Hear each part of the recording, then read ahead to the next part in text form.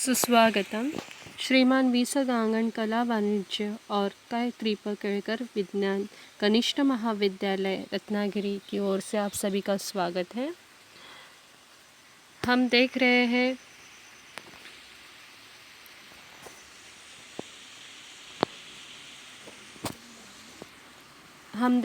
हैं हिंदी युवक भारती 11वीं कक्षा की पाठ्य पुस्तक में से पाठ क्रमांक 3 15 अगस्त, जिसके कवि है गिरिजा कुमार माथुर। 15 अगस्त ये जो शीर्षक है, इससे ही हमें पता चलता है कि देशभक्ति पर यह गीत होगा। यह काव्य विधा गीत है और स्क्रीन पर आप देख ही रहे हैं कि किस तरह देश के नौजवान देश की रक्षा करने के लिए तट पर खड़े हैं। देश के प्रति हमारा कर्तव्य है कि जिस देश में हमारा जन्म होता है, जिस देश का अन्न जल खा पीकर हम बड़े होते हैं, उस देश से प्यार करना और उसकी रक्षा करना हमारा परम कर्तव्य है। इसी भावना के कारण हमारे देश के अनेक वीरों और क्रांतिकारियों ने अपने देश के हित और उसकी रक्षा के लिए अपने प्राण निछावर कर दिए। जो देश में हमें सम्मान के साथ जीने और सुख सुविधा के साथ रहने का अधिकार देता है, उसी की हर तरह से हमें रक्षा करनी चाहिए। हमारे देश में तरह तरह की समस्याएं हैं। समाज विरोधी तत्व देश में अव्यवस्था फैलाने का काम कर रहे हैं। धर्म के नाम पर जगह जगह दंगा फसाद होते हैं। आतंकवाद से हम सारा देश त्रस्त है। मोर्चों आंदोलनों में राष्ट्र की संपत्ति बर्बादी की जाती है। भ्रष्टाचार चरम सीमा पर है। इन सब के प्रति हमारा भी कुछ कर्तव्य है। जहाँ तक हो सके हमें अपने स्तर पर इन बुराइयों से निपटने की कोशिश करनी चाहिए। लोगों में देश प्रेम की भावना जगानी चाहिए और लोगों से देशहित के कार्यों में सहयोग देने की अपील करनी चाहिए। सांस्कृतिक संसाधनों की सुरक्षा, स्वच्छता अभियान आदि में सहयोग देने तथा वृक्षारोपण अभियान के द्वारा पर्यावरण की सुरक्षा का काम करने आदि से भी देश की रक्षा होती है। इन कार्यों में सहयोग देना हर देशवासी का यह परम कर्तव्य है। आज हम जो देखने जा रहे हैं 15 अगस्त, इस कविता का पहला भाग देखेंगे। साथ ही इस पहले भाग पर आधारित कृति पत्रिका एक दी गई है। तो चलिए हम कविता शुरू करने से पहले कवि परिचय देखते हैं।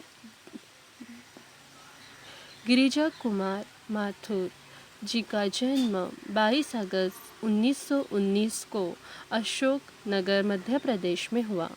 आपकी आरंभिक शिक्षा झांसी में तथा स्नातकोत्तर शिक्षा लखनऊ में हुई।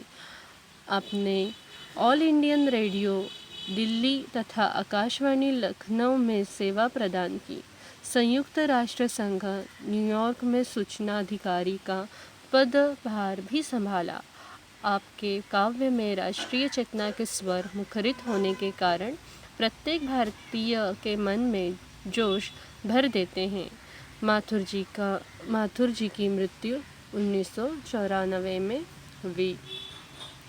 इनकी प्रमुख कृतियाँ देखते हैं। मंजीर, नाश और निर्माण, धूप के धान, शिलापंख, चमकीले जो बंद नहीं सका, साक्षी रहे वर्तमान, मैं वक्त के हूँ सामने। यह एक काव्य संग्रह है। आदि इस तरह उनकी प्रमुख कृतियाँ रहीं। अब काव्य प्रकार, जैसे ही मैंने आपको शुरुआत में कहा है कि यह एक गीत विधा है, देशभक्ति पर गीत विधा है, तो देखिए यह काव्य प्रकार, यह गीत विधा है जिसमें एक मुखड़ा और 2 या 3 अंतरे होते हैं। इसमें परंपरागत भावबोध तथा शिल्प प्रस्तुत किया जाता है। कवि अपने कथ्य की अभिव्यक्ति हेतु प्रतीकों, बिंबों तथा अपनों उपमानों को लोक जीवन से लेकर उनका प्रयोग करता है। तार सप्तक के कवियों में अज्ञेय, मुक्तिबोध, प्रभाकर, माचवे, गिरिजा कुमार माथुर, नेमिचंद्र जैन, भारत भूषण अग्रवाल, राम विलास शर्मा का महत्वपूर्ण स्थान है। अब देखते हैं काव्य परिचय। कवि हमें इस कविता के माध्यम से, इस गीत के माध्यम से हम तक क्या संदेश पहुंचाना चाहते हैं, देखते हैं कि प्रस्तुत गीत में कवि ने स्वतंत्रता के उत्साह को अभिव्यक्त किया है।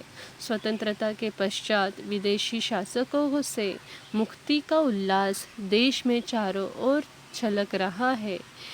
इस नव उल्लास के साथ साथ कवि देशवासियों तथा सैनिकों को सजग और जागरूक रहने का आह्वान कर रहा है। उल्लास का अर्थ होता है आनंद।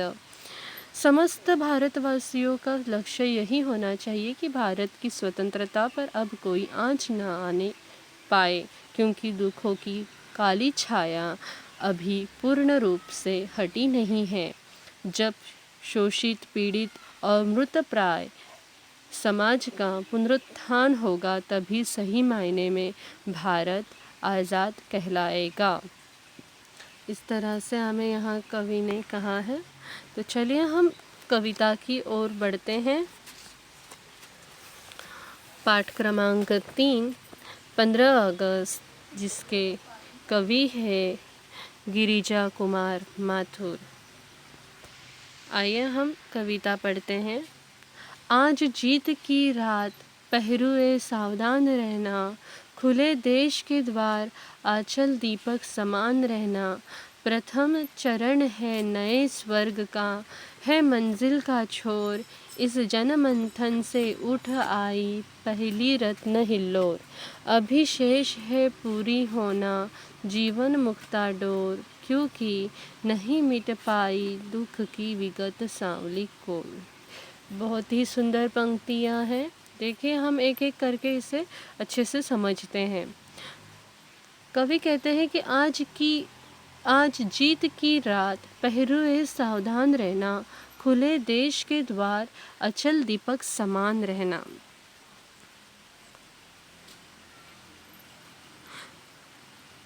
प्रस्तुत पंक्तियों के माध्यम से कवि स्वतंत्रता प्राप्ति के बाद देश की सीमा पर तैनात सैनिकों को सदैव सतर्क रहने के लिए प्रेरित कर रहा है। कवि सैनिकों से कहता है कि आज जीत की रात है, इसलिए तुम सभी सावधान रहना। जश्न की रात होने के कारण आज देश के द्वार भी खुले हुए हैं। तुम दीपक की तरह हर तरफ प्रकाश फैलाते रहो, जिससे कहीं अंधेरा न होने पाए, अर्थात दुश्मन घुसपैठ न करने पाए। यह स्वतंत्रता नए स्वर्ग की मंजिल प्राप्त करने का पहला पड़ाव है। जन सैलाब में उमड़ी यह पहली रत्न हिल्लोर है। इसके आगे मोतियों की इस माला को पूर्ण करना है, अर्थात देश व देशवासियों के विकास व समृद्धि के लिए बहुत कुछ करना शेष है। स्वतंत्रता प्राप्त होने के बाद भी हमारे देश से सुख की काली छाया का पूरी तरह से अंत नहीं हुआ है। हे देश के पहरेदारों, इस नवयुग की पतवार को हाथों में थामे सागर की भांति महानता को दर्शाते हुए कवि सदा सतर्क रहना और हमारी रक्षा करना, यह पहरुए सावधान रहना इस पंक्तियों में कहा है। इस तरह यहाँ पे बताया गया है कि प्रथम चरण है नए स्वर्ग का है मंजिल का छोर, इस जनमंथन से उठाई पहली रत्न हिल्लोर। अभिशेष है पूरी होना जीवन मुक्ता डोर, क्योंकि नहीं मिट पाई विगत सांवली कोड। इस तरह से यहाँ पे कहा गया है कि पहरुए को सावधान करते हुए कहा है कवि ने कि जश्न की रात होने के कारण आज देश के द्वार भी खुले हुए हैं। तुम दीपक की तरह हर तरफ प्रकाशमान करते रहना, कहीं अंधेरा न होने देना, अर्थात दुश्मन घुसपैठ न करने पाए।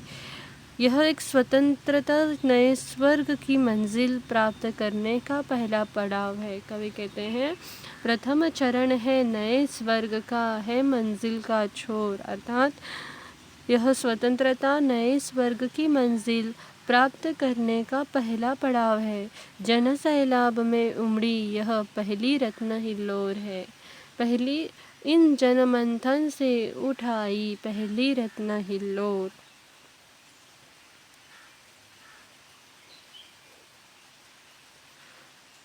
आगे कहते हैं अभी शेष है पूरी होना जीवन मुक्ता डोर। इसके आगे मोतियों की इस माला को पूर्ण करना है, अर्थात देश व देशवासियों के विकास व समृद्धि के लिए बहुत कुछ करना शेष है, क्योंकि नहीं मिट पाई दुख विगत सांवली डोर।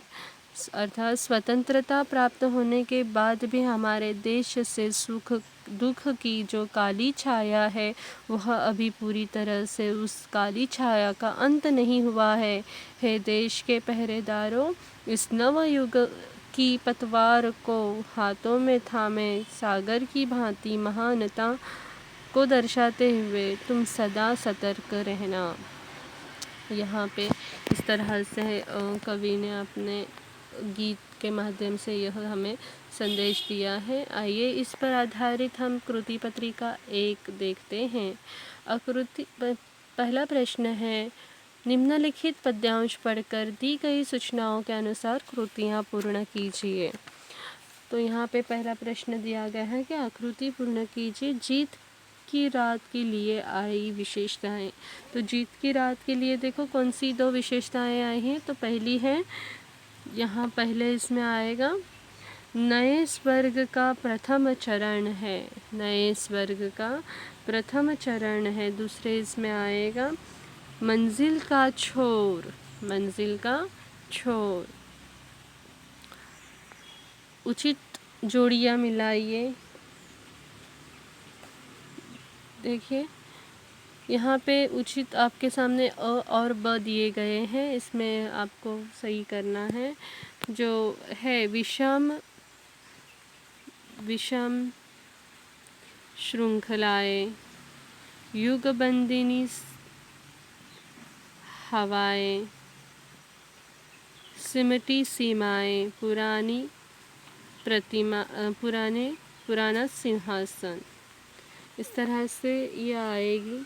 आकृति पूर्ण कीजिए। बहती हवाओं के बारे में कवि की कल्पनाएं।